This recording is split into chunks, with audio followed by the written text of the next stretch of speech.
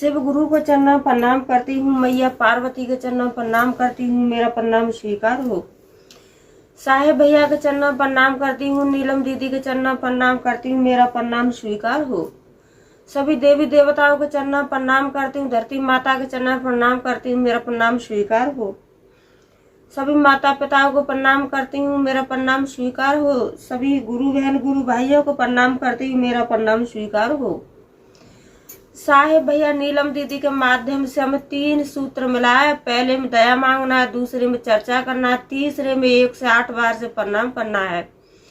दया किस तरीके से मांगना है कि जैसे दरवाजे पे भिखारी आता है, दया से, भाव से, नेमी से, प्रेम से, इसी तरीके से हमें देवों के देव महादेव से दया मांगना है। दूसरे में आने जाने वाले व्यक्तियों को बताना है। तीसरे में 1 से 8 बार से प्रणाम करना है। रुद्राक्ष की माला द्वारा कर सकते हो, सांस द्वारा कर सकते हो, उंगली द्वारा कर सकते हो, जैसे आपका दिल चाहे, मन चाहे, जैसे आप कर सकते हो। आइए, आप सबका कमलेश भक्ति चैनल पर स्वागत है। मैं आपको एक नई कथा सुनाने जा रही हूँ। कथा बहुत सुंदर है। एक छोटा सा गांव था, तो उस गांव में और एक छोटा सा परिवार रहता था। पति पत्नी और उनके पास एक बेटी थी। तो समय ऐसे चलता रहा। समय के अनुसार किसी भी कारण और जो उनके पति थे वो उनकी मृत्यु हो गई और माँ बेटी दोनों, माँ बेटी अपने इधर उधर कमाती थी माँ, और बेटी का पेट भरती थी। धीरे धीरे समय चलता रहा। तो समय के अनुसार और एक दिन ऐसा हुआ कि जो पत्नी थी उनकी भी मृत्यु हो गई। तो बेटी थी, बेटी बहुत छोटी थी। बेटी छोटी थी तो बेटी का कोई देखभाल करने वाला नहीं रहा। तो बेटी बेचारी बहुत ही छोटी थी। तो जो बेटी की मम्मी थी वो शंकर भगवान की परम प्रिय भक्त थी, और वो अपने दरवाजे से किसी को भी निराश होकर के नहीं जाने देती थी। अगर उनके पास ज्यादा नहीं था तो थोड़ा सा दान जरूर करती थी।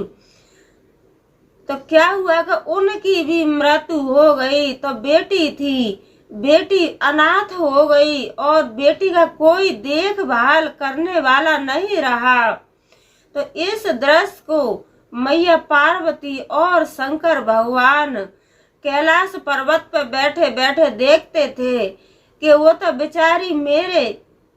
तो मेरी बेचारी भक्त थी और उसका पति भी दुनिया से चला गया और वो भी बेचारी दुनिया से चली गई। अब ये बेटी है, इस बेटी का क्या होगा? ये तो एक अनाथ बन गई बेचारी, बिना माँ बाप की बन गई। और कहते हैं कि इस दुनिया में जब अपना नहीं है तो गैर दूसरा कौन किसका होता है। इसी तरीके से मैया पार्वती और शंकर भगवान दोनों बातें कर रहे थे। तो शंकर भगवान ने और मैया पार्वती से कहा कि महादेवी, आप पृथ्वी लोक पर जाओ और इस कन्या का पालन करिए जा करके, क्योंकि अब ये इस दुनिया में इस कन्या का कोई नहीं है, ये एक अनाथ है। तो मैया पार्वती आई। तो पार्वती मैया अपने रूप में नहीं आई, जो लड़की थी लड़की की माँ के रूप में ही आई। और उनको जब लड़की ने देखा तो लड़की बहुत खुश हुई। लड़की बहुत खुश हुई और खुश हो करके और कहने लगी, मम्मी आप कहाँ गई थी, मम्मी आप कहाँ गई थी? तो वो कहने लगी कि बेटा मैं कहीं नहीं गई थी बेटा, मैं यहाँ पे ही थी। तो मैया पार्वती थी तो माँ पार्वती और बेटी का पालन पोषण करती थी। बेटी को नहलाना धुलाना और खाना खिलाना, घर की साफ सफाई मैया पार्वती करती थी। और वो अपने पति का शंकर भगवान का भी पूजा पाठ करती थी।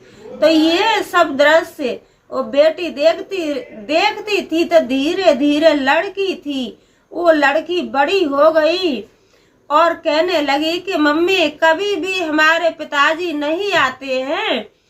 तो जो वो थी मैया पार्वती लड़की को समझा करके कहने लगी कि बेटी तुम्हारे पिताजी तो परदेश गए हैं कमाने के लिए, और आपके पिताजी कमाएंगे नहीं तो हम लोग क्या खाएंगे।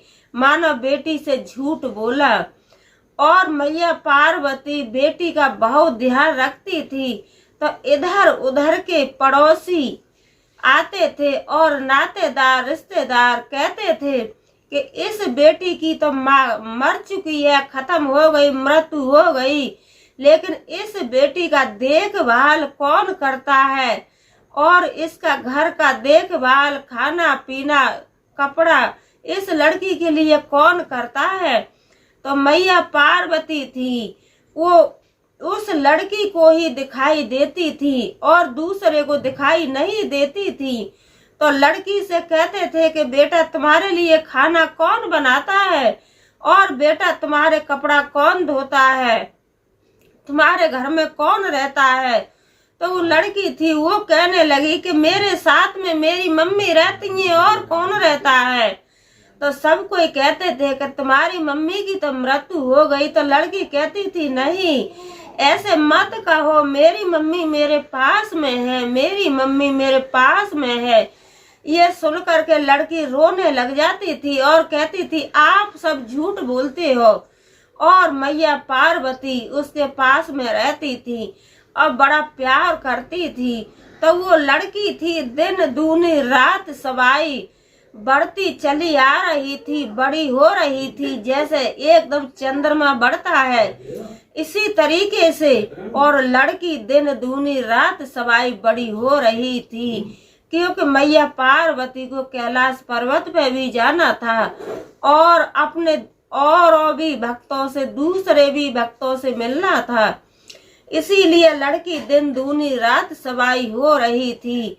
और मैया पार्वती कभी भी बेटी को महसूस नहीं होने दिया कि मैं माँ नहीं हूँ।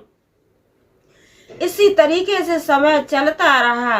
तो जो मैया पार्वती और शंकर भगवान का पूजा पाठ करती थी, तो इस चीज को वो लड़की भी देखती थी। तो लड़की भी कहती थी कि मम्मी आप शंकर भगवान की, शिव जी की बहुत पूजा करती हो, मैं भी पूजा करूंगी मम्मी, मैं भी आपके साथ में पूजा करूंगी। तो लड़की थी वो तो बेचारी ऐसा कुछ जानती नहीं, अपने ऐसे जैसे मैया पार्वती बैठती थी, लेकिन लड़की को नहीं पता था कि ये मैया पार्वती है। लड़की तो सोचती थी कि मेरी मम्मी है, तो अपनी मम्मी के पास हाथ जोड़ करके बैठ जाती थी और अपना धीरे धीरे नमः शिवाय ऐसे करती रहती थी।